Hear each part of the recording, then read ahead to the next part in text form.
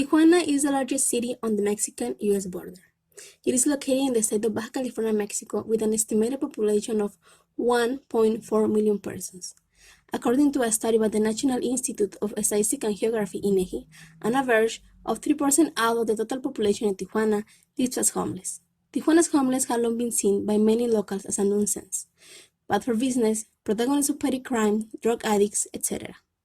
Because of this, we propose the following research question. What are the main factors that lead people to become homeless? Tijuana faces its own challenge with people living on the street. It's a population that just as often linked to the U.S. as it is to Mexico. That is why our hypothesis focuses on problems like internal migration from southern Mexico and Central America. Drugs and mental disorders have led Tijuana to experience one of the highest homelessness rates in the country.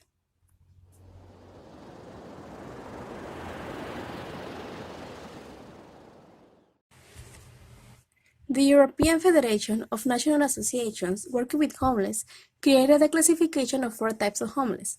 These 4 types were named by the European typology of homelessness and housing exclusion, which are without accommodation, people who live outdoors in the street or park, and people in emergency shelters, spend the day on the street and only use the shelters to sleep.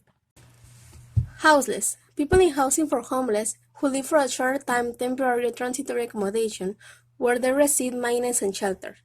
Women who have suffered domestic or gender violence, immigrants living in shelters or temporary accommodation, people who are in penitentiary sentences but do not have a place to serve their sentence, minors who are protected by the government and who do not have a roof to live on when they come of age, and elderly, homeless people. Unsafe housing, people who live in insecure accommodations that lack legal rights, people who are required to leave their homes, people who live under threat of violence by other people with whom they live. Inadequate housing, people who do not live in a conventional house, who live in mobile accommodation or buildings that do not form a conventional house, people living in overcrowded homes. Most of the Tijuana migrants lived and hide in tunnels. This is a story that may seem foreign and far away, but those living on the streets in Tijuana are also in part of U.S. problem. Most of those homeless are migrants with dreams of one day reaching the U.S. Likewise, many have been deported, but they stay in Tijuana because they have family north of the border, including U.S. citizen children. A 2017 survey by Mexico's Border Research Institute, El Colegio de la Frontera Norte, found that nearly half of the people who rely on the migrant shelter called Desayunador Salesiano for daily meals said they are in Tijuana because they were deported. Another 20% said they had plans to cross into the U.S. Also, underneath Tijuana, in miles of dark tunnels branching from a river canal, live hundreds of homeless migrants. Amid rats and sewage, they hide from municipal police who seek to place them in drug rehab centers, in jails, or on buses out of town. The current strategy of flushing the migrants out of the canal makes life so difficult for them that they have no choice but to turn to petty crimes. Llegan y 2, 3 patadones y una zapatilla y vamos para arriba. ¿Por qué? Porque no traes credencial y no tienes que estar durmiendo aquí. ¿Y dónde quieres que duerma si no me dejas trabajar? ¿Dónde quieres que duerma? Si voy a juntar botes, me levantas. Si voy a los contenedores, me levantas. ¿Qué? ¿Que por qué andan mugroso? Porque pues no das chance ni de bañarse. ¿Sí? ¿Qué quieres que haga, señor oficial? He says he doesn't think Tijuana officials will ever succeed in clearing the canal of homeless migrants. Esta es frontera y siempre va a haber inmigrantes. Siempre va a haber. Mental illness is one of the main factors causing homelessness. Lack of treatment for the most seriously mentally ill causes the type of delusions or strange behaviors that make living alone or with family unsustainable. Many people become persons with severe untreated mental illness who become homeless, and communities are forced to bear the cost of that. Affective disorders such as schizophrenia, depression, bipolar disorder, anxiety, and substance abuse are among the most common types of mental health problems in the homeless population. Several studies have shown that people who have mental illness are often homeless especially as a result of poverty and homelessness. Mental health experts say mental health problems start in Mexico. The stress of being separated from families, jobs, and homes in the United States becomes a full-blown mental health problem when combined with the hostile environment often found south of the border. The only place where penniless deportees can get thorough psychiatric treatment in Tijuana is called Hospital de Salud Mental. Another factor that lead people to become homeless is drug addiction. Hundreds of people who were living in makeshift homes in a Tijuana River Canal are now in rehabilitation centers across the city.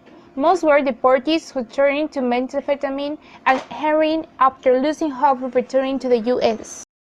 There is a program that Tijuana City's government created to accord treatment for El Bordo residents, called Mejora. Maria del Rosario Lozada, coordinator of Mejora, said the government plans to keep patients in rehabilitation centers for up to 6 months. That means it could cost $16.2 million to treat 900 people, about $100 per patient per day. Unfortunately, global health experts say the quality and human essence of treatment at Tijuana rehabilitation centers is very bad. In order for a homeless care center in Tijuana to function, it must respect certain guidelines imposed by the law on respect for the individual as well as the health of the institution. Some care centers for the homeless are dedicated to raising funds to provide food and shelter for these people. One of the challenges that these centers face is that sometimes they do not have the sufficient capacity to attend to all those in need who seek refuge in their institutions. In addition, the centers need to raise enough funds to provide food, clothing, and shelter to homeless people. La Casa del Migrante, one of the most popular homeless shelters, receives recipients from the international companies and foundations donations. That is how La Casa continues its functions. They also receive volunteer personnel. Similarly, this association receives clothing, money, and food from people who want to help. La Casa del Migrante contacts these people through Facebook and its website. The reception centers must have permits issued by the government in order for them to be operational. In many occasions, these centers take care of people with chronic illness that require the continuous attention of health professionals. Our research has shown that homelessness cannot be defined by just one cause. The issue contains a complex mixture of societal and individual causes. Individual causes of homelessness impact a substantial percentage of the Tijuana's population with afflictions such as mental illness and addiction. Society has also impacted homelessness with the lack of programs to scope of the issue. So, our hypothesis was correct and is 100% proven. The opinion of the public also influences the solutions developed on local levels. As the public opinion shifts, so follows the policies and media coverage on the matter that leads to either resistance or welcoming of long-term solutions. Solutions can also be implemented from community level to national scales. Most obvious among them are housing, welfare, and migration policies. Going forward, we hope that a more positive agenda to prevent and end homelessness will be part of our political decision making to ensure efforts to end homelessness are coordinated and impactful political commitments must come from highest levels.